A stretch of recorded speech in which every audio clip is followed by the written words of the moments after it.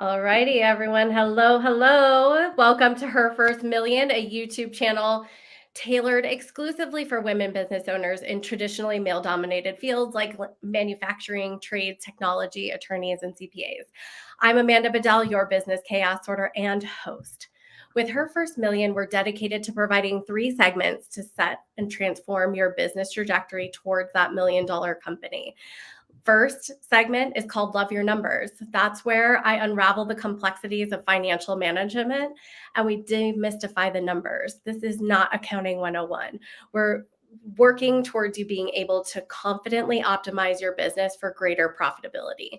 And then in the second segment, it's called Ask Amanda. That's where your questions take center stage and no question is off limits. So whether you slide into our DMs for privacy's sake or share your inquiries in the comments below. I'm thrilled to share those answers with you and to help you steer your business in the right direction. And one of the segments that I'm most excited about is when I get to sit with trailblazing women entrepreneurs who get excelled in industries traditionally dominated by men and other people who support them in very interesting ways. In these interviews, we unearth strategies and navigate through common and uncommon challenges and uncover well-kept secrets that have led many other people to that coveted million in profit and beyond. So today, right here, right now, we are live for one of those conversations with none other than Erik Berglund. His story is set to inspire and he's set to transform, and his journey is a testament to the incredible potential that waits within each of you. So without further ado, I'd love to get to the heart of Her First Million and introduce Erik. Hi, Erik. Good morning, Amanda. Thank you for having me. Happy to be here. Thank you so much for being here. And tell me a little bit about how you got here. And I mean, we're talking about the language of leadership and transforming accountability in teams. So what's this topic all about? How did you get here? Yeah, I'd be happy to share. Thanks. Back in 2016, I led a sales team, fairly large, 16 people or so. And I'd led them for a few years and the numbers were looking good. But frankly, I was burning out. I was frustrated. I was tired. I was exhausted. My people weren't growing. And even though the results were there, I knew something was wrong. So I did what a lot of people do in that phase. And I said, it can't be me. It's obviously the company. The grass is going to be greener elsewhere, right? So naturally, in my wisdom there, I decided to go look for a different job. And I found a company I wanted to work for, worked my way through the interview process. And I found myself sitting across from the CEO of this company. And he asked me a single question that frankly set the stage for the next, that's 8 years ago now, 8 years of my life, led to the creation of my entire business and program that I have now. And at the moment, absolutely flatlined me. It absolutely killed me in this interview, prevented me from getting the job, I'm pretty sure. The simple question he asked me, though, is, how do you hold your people accountable? And for anybody listening who is seeking their first million and needs other people to help them, that's a hell of a question to have a good answer to, because you're going to need other people, whether they're employees, contract vendors, clients, whatever. That question in the moment, though, absolutely flatlined me. Here I was thinking again, right? I'm not the problem. I'm a great leader. I should get this job. Yep. He asked me this question and I realized I have no idea. I've never been asked this before. I was 33, 34 years old at the time, I guess. And I've never been asked this question before. We use this word accountability all the time in our lives, but my company in particular loved this word and I had no idea what it meant.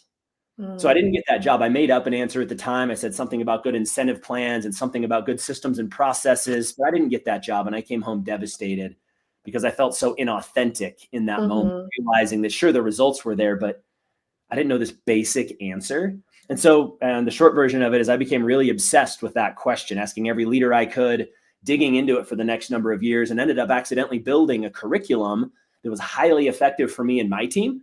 And then I wondered if other people could do the same thing. And so I started teaching it and coaching it in the company, realized I was onto something, turned it into the language of leadership and left. And for the last 4 years now, I've been running leaders, frankly, largely women, through this what do I say and how do I say it approach to how the heck do you hold somebody accountable? Yeah. So how do you hold someone accountable? Great question. Way to get right to the heart of it. Look, to hold somebody accountable is to ask them a series of questions each and every time they don't do the thing, do it later, do it poorly. Those are the only 3 ways for somebody to be accountable. We tend to think there's a million ways our people screw things up. Reality is there's only 3 ways. They either didn't do it, they did it late, or they did it poorly. Bonus, they can actually do it late and poorly, but we don't need to dive too far into that. But look, when they don't do it, do it later, do it poorly. You need to ask them a series of questions. And those questions are designed to accomplish a couple things. They're designed to help that person take responsibility for the miss and self-reflect so that you can help them level up either their skill or their commitment. The reason people fail is either they lack the skill or they lack the will. And I tend to think of it more as a commitment than a will thing. So if I can, in that conversation, help that person level up their skill or their commitment, they're going to be less likely to repeat this mistake again in the future. The second goal is to get them to finish the dang job. So often as leaders, we might do that first part, but then we'll finish it ourselves. We'll say, it's faster and easier for me to do it. Yes. And that person never learns that they actually do have to follow through. The best way for an adult to grow is to come face to face with the consequences of their failures. And I don't mean hit them with a verbal baseball bat like we tend to think about accountability, or chastise them and make them feel bad, or write them up. I don't mean any of that nonsense. Those are consequences. Accountability is all about them saying, okay, now that you know how to do this, can you go finish it? And making them follow through is what actually conditions that person that they're going to have to finish it next time. So they might as well just do it right the first time. And when you do that consistently, when you have a conversation with them, you ask them this series of questions, which I'm happy to share in a second. When you ask that series of questions consistently with your people, they begin to know what's going to happen, which means they're less scared of it. Right now, most of the leaders listening to this are thinking, I can't imagine holding my people accountable because it's terrible. Some people even say, I don't want to hold them accountable. They might quit. What a backwards way of thinking that is. But I get that impulse. But when you do this consistently, and when you do it using the language of leadership, which is all about the tonality and the body language, and what you do is you create a culture where it's normal for your people to have to level up every time they fail, where it's normal for them to have to finish the job, even though they might have shorted it before or not know how to do it completely, whatever it was. When that becomes normal, Amanda, what you create is this healthy culture where it's not scary anymore. Your people are growing quickly. You're no longer stressed about what you're going to do when they fail because you know exactly what to do, and so do they. So to answer your question, that was a long-winded way. To answer your question, there's 5 questions we ask people. When they don't do it later, do it poorly. One is, can we talk about that? That might feel like a small thing to do, but getting permission from somebody to explore something they might be defensive or vulnerable about is one of the first layers we need to peel back. We need to get away from excuses and defensiveness. And so we need to ask, is now okay for us to have to talk about this, Amanda, or would it be okay if we chatted about it tomorrow? Right? We can give that person agency in that choice. The next question is, when did you realize you weren't going to be able to get it done? Usually very revealing for that person, for you as well, to think back and go, was I up till 12:30 last night fighting for this thing? Or did I recognize the day Amanda assigned it to me that there was 0% chance it was going to get done? And so I just put it on the burner anyway. What really caused them to fail? Why do they think they missed? A lot of people don't have the most well-trained self-reflection muscle, but if I can help this person examine and go, what do you think broke down? Think back to your process, and I can get them to tell me it was a time management issue or a skill issue or a partnership issue with somebody. Well, I can help them with that. And I need to ask them to solve for the future, take responsibility for it. What can you do next time, Amanda, in order to make sure this type of mistake doesn't hold you back? And the last question, the 5th question, can you go finish it now? Now that we've talked through it, now that you know you need to work with this person, or you know you need 2 more hours in your calendar, or you got to take this tutorial, whatever it is, can you go do that now? See, I'm still going to make them go and finish it, but I'm going to have leveled them up a little bit beforehand so I can have more confidence that it's going to be done. That was a long-winded answer, but that's how you hold people accountable. Wow. And I mean, yes, I went right to the heart of it, opened up the conversation, and we just went into bam, bam, bam, bam, bam, like 5 great questions to ask people when we're looking at this piece of holding people accountable. There's when we're in businesses, I think about, I put my bakery hat back on and I have 15 employees, and I have that same feeling of, well, I may as well just go do it myself if that person just can't get it. Like, why can't they get it? And I have a story about, when I got my first general manager, I would come in later. So she opened the store and got everything ready, and I would come in at about 9:30, and I would do my routine. I'd go back and I'd wash my hands, and I'd start just filling the pastry case filled with pastries. And she pulled me aside for a courageous conversation, which I had embedded in the culture of our company. And we went and walked around the block, and she said, did you know that when you fill up the pastry case like that every single time, that you undermine the person who's working at that time.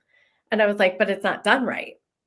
So there was a disconnect of what right looked like. And she said, well, it doesn't look that different when you do it versus when other people do it. And I'm like, So we have a disconnect here.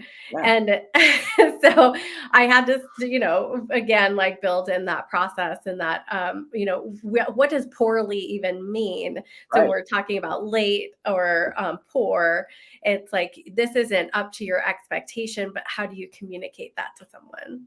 What a great example. And there's a few layers to that I think are worth unpacking. Ooh, First is thanks. the Yeah. courageous culture conversation that you built into that organization. The ability for somebody to approach their boss and say, hey, boss, what you're doing isn't helpful. It's culture, right? It takes exposure. The first time that person you led did that, that was hard for them. It was Oh, scary. yeah. The Scared. second time, it was a little less scary. The third time, it was less scary. By the fourth or fifth time, it was just normal, but that was all dependent upon how you reacted those first 1 through 4 times. This goes Mhm. back to how we handle things, not necessarily what we say, but how we say them is what conditions our people that it's okay to confront the boss Mm. with something. And you can build cultures like that, not just about courage and confrontation, but around accountability or expectations or question asking or initiative or anything. If you have the wherewithal to look ahead a little bit and go, how do I make sure this person feels comfortable the first, second, third, fourth time they do it? Because after that, Mhm. the cat's out of the bag. We've created a culture intentionally. So well done to you, and well Thank done to you. that person to push through those first few moments of courage that it takes so that you can Mhm. have it and lean into that healthy culture. The second piece you're talking about is feedback, Mm. creating healthy feedback loops in organizations. Now, you created one with this person. She felt comfortable to go give you feedback.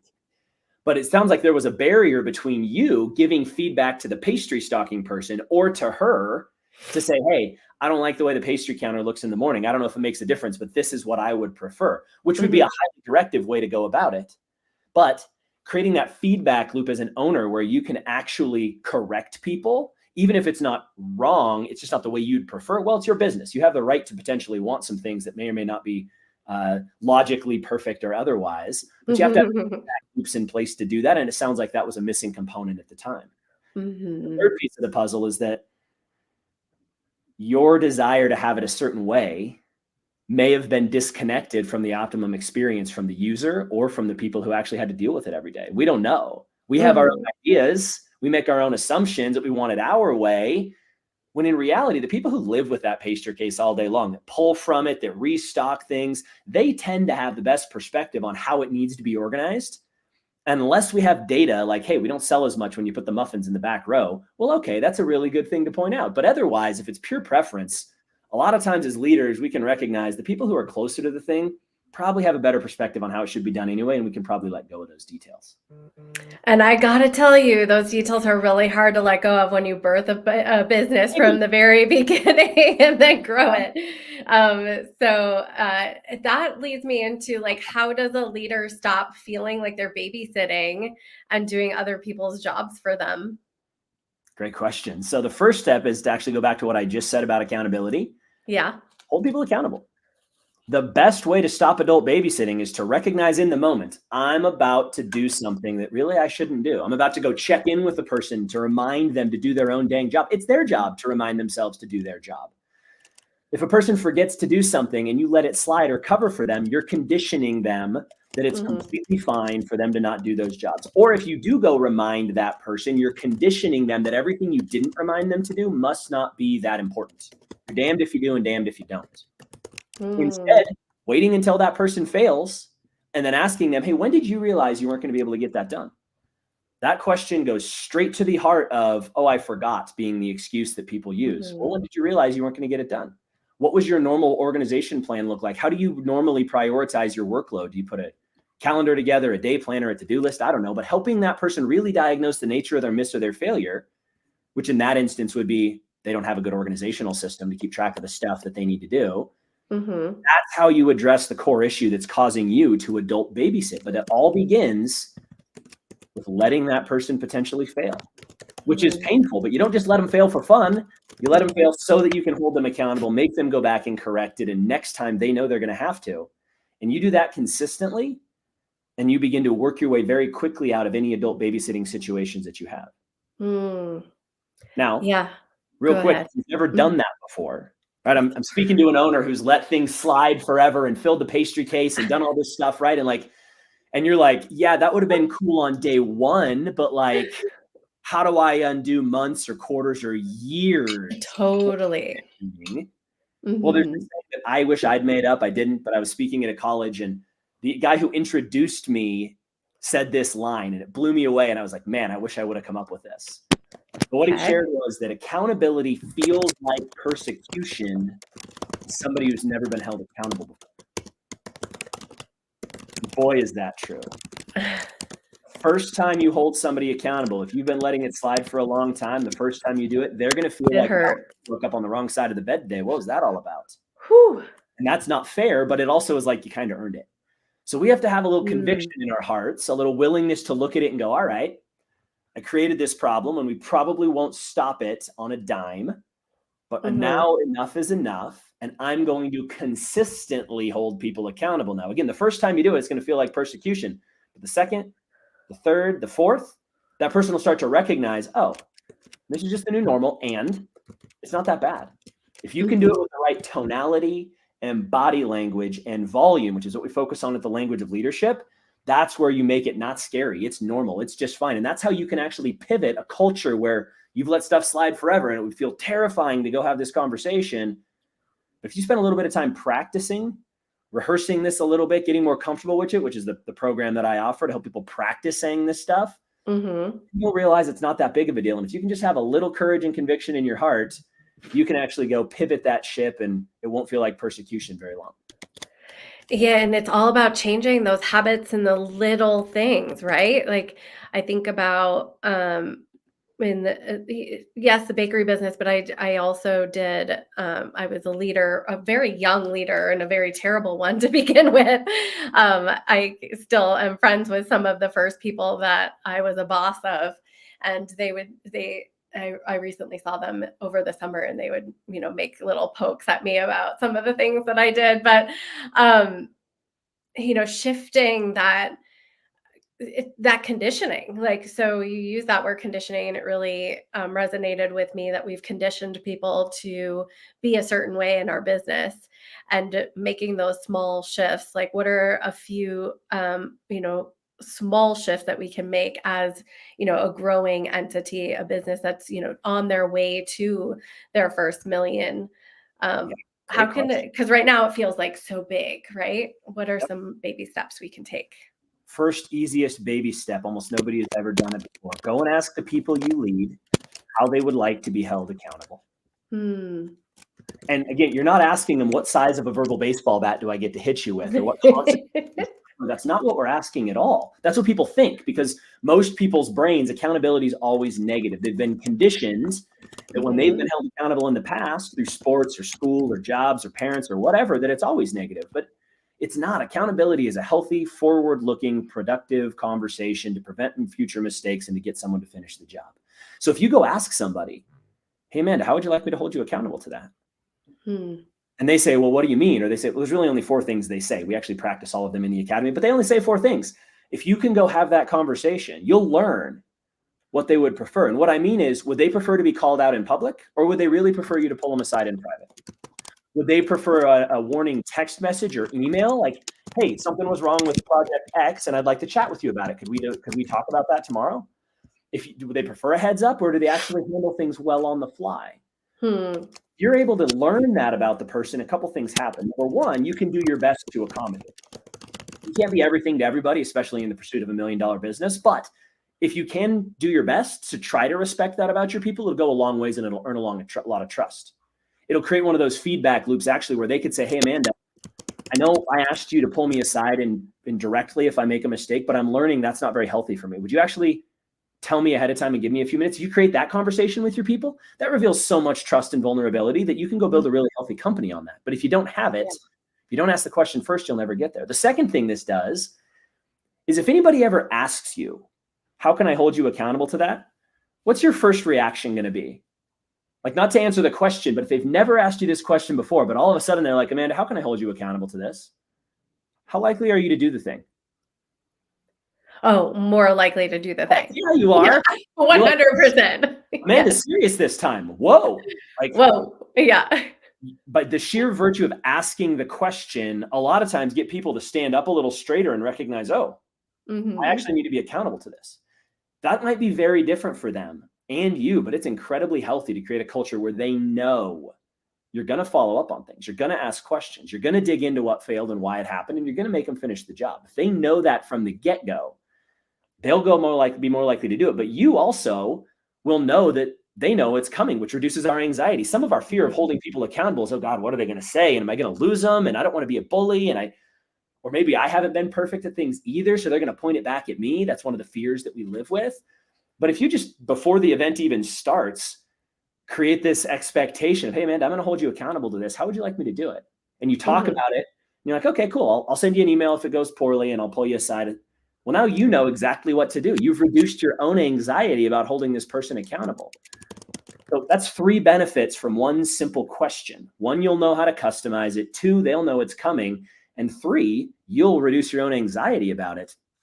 All with that one minor change that people can go and do, or go and start with. I always put the business owner hat on, so I'm going to go back to that and just we have, I owned my business 2012 through 2019, and we had this feeling in the business community that no one wanted to work, that there was not enough people, that when you did have the people, that they're terrible, they're hard to train, like all of the stigma around business owners hiring. There seems to be this feeling as though no one wants to work anymore. And I hear that today when I go out and I do my workshops and I meet with, hundreds of business owners and some of my clients. Even I have a landscaper client who he's like, I've tried so hard to find my right-hand person. And I said, where are you looking? And he said, well, I want to build someone up from my crew. And I said, well, you might not find the leader in your crew. It would take a very special person to be able to have that employee mindset and then go into leadership. But I think I just went on a tangent there in the wrong direction. But what I want to ask you about is we, as small business owners that are growing to the million, how do we slow down? How do we use something like language of leadership that can sometimes feel like, oh, that's for someone else, that's for a bigger company? So what does that mean to you? So a couple different angles to pursue there. I mean, the first is every business owner does feel that strain today, and they did a decade ago, and they probably did a decade before that. There's not enough good people. Where did the work ethic go? Yes. Can't employ Gen Z, all these different things. And can't employ Gen Z. We couldn't employ the millennials. Yeah. Deeply rooted in there is this underlying question that leaders often ask of, how do I motivate my people? And I think it's worth quickly addressing that. And my answer is, you cannot motivate your people. I cannot motivate Amanda. I can inspire you temporarily. Think of a rah-rah speech in a movie or something. Like, heck yeah, you can inspire somebody, but that is fleeting. And it only lasts maybe a week, but most likely a couple hours, unless you're like really, really good at inspiration.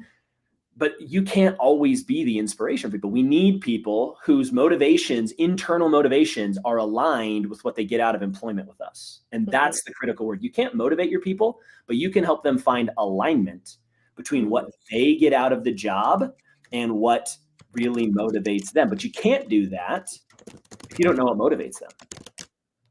And so when we talk about multi-generational leadership issues, or how do I employ Gen Z, or I'm afraid of losing people, or I can't find good people, or I can't find the person to take on the next step, my first question to leaders is typically, well, what do you know about what actually motivates them and how well aligned their motivations are with what you're looking for?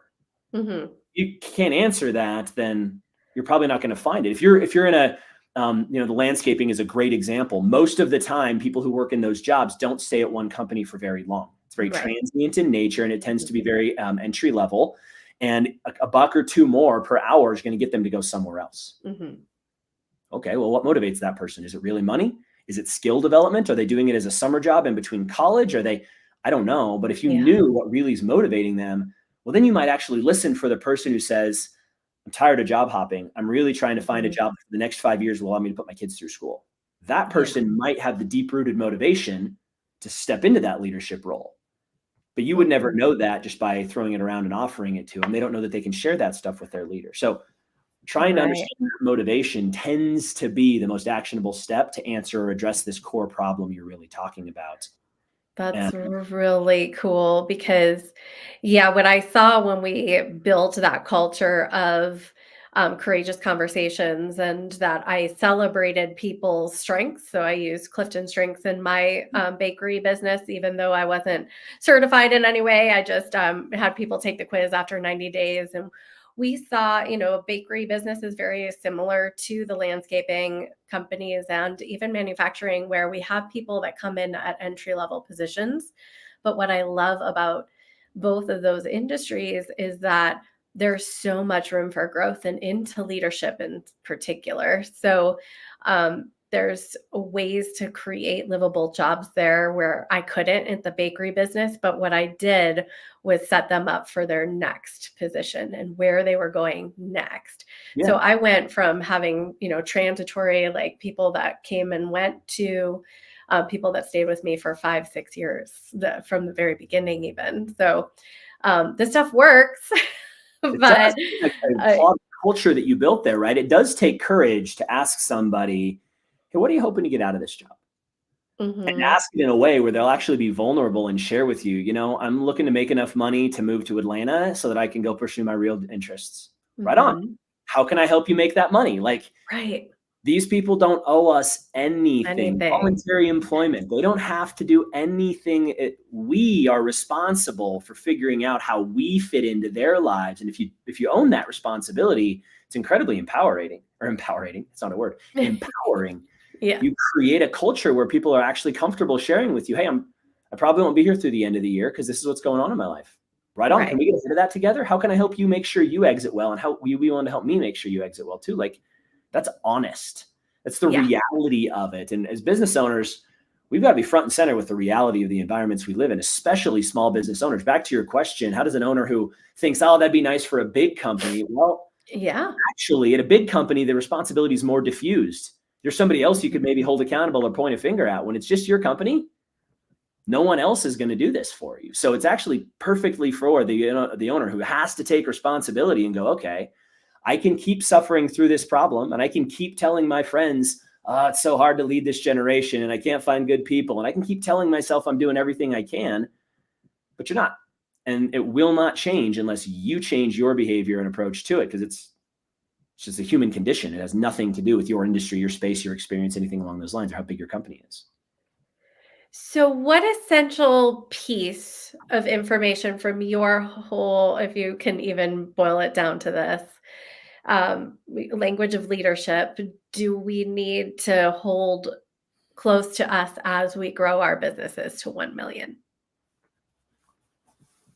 Do I have to give one or can I boil it down to like three? Oh, sure, 3. Okay. Go ahead. Number one, how you say things matters more than what you say. Yes, so true.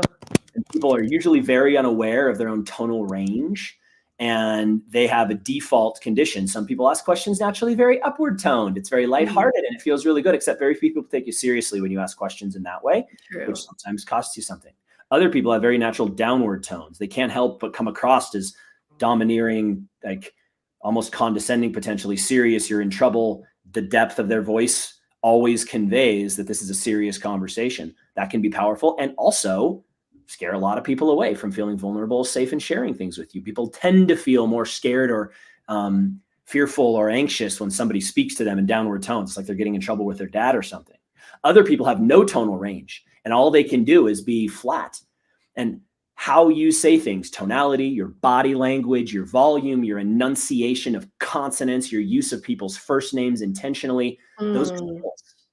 And if yeah. you can recognize that, man, what I'm doing is probably the right thing. As a business owner, your instincts are the only thing that's going to guide you. Very few people can actually say, okay, here's exactly what you need to do for your business in this situation.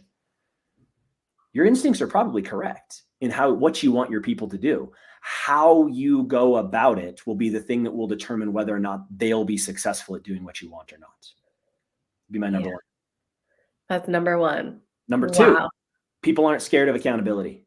It's No. been missold to them. They've been gaslit into thinking accountability means a consequence. People want to be held accountable. They want to grow their skills. They want to get better at the job. They want pride. They want to be well regarded by their peers. They want future opportunities. They want less stress. All the benefits of accountability they want. The problem is that they've been conditioned that it's a negative thing. And if you're courageous enough to go, it's not scary here. Here's what's going to happen. Like, this is an accountability conversation. And they go, oh, that was all? Cool, I'll go get better. Like, you will watch the fear and anxiety just drain because they've never, ever had someone who could honestly hold them accountable in a healthy, safe, positive way. And if you're courageous enough to do that, you'll create an amazing culture.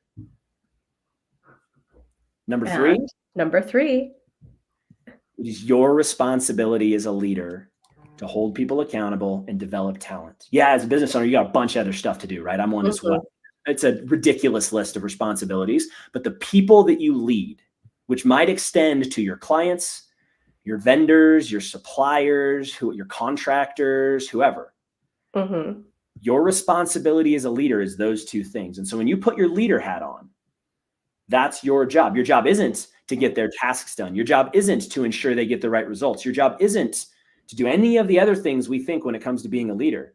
When your leadership hat is on, hold them accountable and help them get better at their jobs. If you do those two things and you focus on how you do it and you recognize that accountability doesn't have to be scary, then the part of growing to 1 million that has to do with leading other humans, which is a pretty big piece of it, it is and enjoyable and a heck of a lot easier than it is right now. And it feels like the language of leadership is something that any business of any size that wants to employ people should probably be thinking about. And that might be a valuable resource that you would recommend. Is there can we direct people who are listening to something that like one of your resources? Absolutely. So there's a couple of resources available. I do free webinars 3 times a week. They can come check out a webinar. I will share how to hold somebody accountable, how to set expectations so that people are more likely to be accountable, because it's way cooler when people just do their jobs than when you actually have to hold them accountable, but you need both skills. I share those in free webinars 3 times a week. They can find my link, and I'm sure we'll have some links we can share here with people. Yeah. One of them is just register for a free webinar. That's great.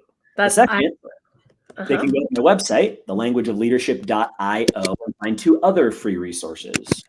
They can take the first 2 modules of my course. The course is named The Language of Leadership, but they can actually take the first 2 modules of it to get a sense of the entire leadership framework, as well as that expectation setting module. That's the free portion that's built in there. The second resource is my ebook. It's called The Big 4 Excuses and How to Handle It. There's only 4 excuses in the world. Every leader hearing that right now goes, BS. I've heard millions. Well, read the book and you'll realize they all roll into one of these 4 categories. And if you know what those are, you can run the little 4-step play that's in there. It's in the course. We practice it in the academy. And you can stop worrying about excuses, not because they're never going to happen, but because you'll know what to do and how to handle them. And you'll start to reduce their likelihood by consistently handling them well. So those are other free resources. And last but not least, the final plug would be my program is designed to help you not just know these things, because knowledge is cool, but skill is the only thing that will actually help you out of these problems. Knowing more isn't going to help you. You have an iPhone or an Android. You have ChatGPT, YouTube, and Google. What information would you like? It's there. It's free. Yeah. That won't help you solve any of the leadership problems you're having unless you know what to do with them. So my program is designed to help leaders practice these things, because leadership's a skill. And the more you practice it, the more comfortable you'll feel doing it in real life. And so in my program, leaders take the course, but then they come and practice every other week for an hour. They role play. They try it out. They screw it up. They tell me to, hey, be my big bully person that I'm supposed to work with. How do I do this BS? This is what he's going to say. And we role play it. So they go, oh, that's how I'm going to say it. They customize it so it sounds like them instead of me. And I think it's worth saying, because this show is her first millions, like 85% of the people in my program are female. I don't know why. That wasn't my intention. It's just how it happened. But a lot of the things they have to say is, hey, Erik, that would work for you, tall white guy in the Pacific Northwest. How do I say it in this? How do I say it? And that's what we customize. I help leaders find out how they're going to say this thing, not me. Don't repeat my words, from yours. So customizing it and practicing it is the best thing you can do to go get good at this. And that's what we do with the language of leadership as well. You can find information on my website for that too. That is so cool. Erik, thank you so much for your time. Is there any last words that you have that you want to tell the listeners before we head off today? I think one of the questions you asked me in prep was, what are some other resources that helped me get here? Yeah. Hmm. And there's two books that I found really, really influential in my life that I think are worth Excellent. sharing. The first, I was fortunate enough to have handed to me at like 20 years old, and it's called Leadership and Self-Deception. Huh. It's a pretty short read. It's written by the Arbinger Institute, I believe. And that book set the stage for how I think about leadership 20-ish years ago, Wow. and really planted a lot of early seeds in how I think about interacting with people and what our responsibilities are and those things. So absolutely recommend And it Leadership holds true. must read. Um, Yeah. and then coaching is what a lot of my program is really about. How do you help people maximize their own potential? I Right. wrap it into accountability because that's the vehicle I think gets us there. But in the act of holding somebody accountable, we're really coaching somebody. And I've got to say, the book Coaching Salespeople into Sales Champions is what steered me this direction. The author, Huh. Keith Rosen, shout out to Keith, became my coach, became my friend, my Wow. mentor, and did a lot of business with my company because of it.